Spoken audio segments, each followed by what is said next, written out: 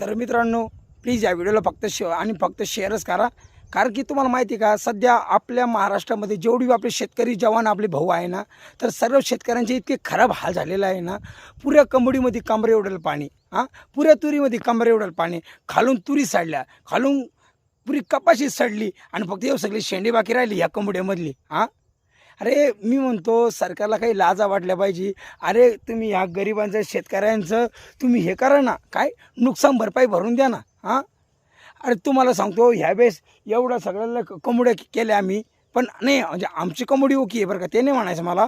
पण माझे खूप सारे भावांचे असे व्हिडिओ आले माझ्यापर्यंत की त्यांच्या कोंबडीला ना आता काय रे, नुसते पाते चमकते, काय नुसते पाते चमकते आणि कोंबडीचा पत्ता नाही आहे. त्याच्यामुळे सरकारला आमची कळकळची विनंती राहील की ह्यावर्षी तर तुम्हाला काही लाज वाटून द्या आणि कापसाला काहीतरी भाव द्या, जेणेकरून शेतकरी सुखी राहील. अरे शेतकरी सुखी राहिला तर तुम्ही सुखी राहतान, शेतकरी करीन तर तुम्ही खातान. नाही तर असं बोंबळे झिंडतान तुम्ही तंबुरेवानी, बरोबर की नाही. आणि शेतकऱ्याच्या कापसाला भाव द्या. जर शेतकऱ्यांना जर कापूस द्यायला नाही ना, तर तुम्हाला पोतडे गुंडाला पोतडे # रॉयल शेतकरी.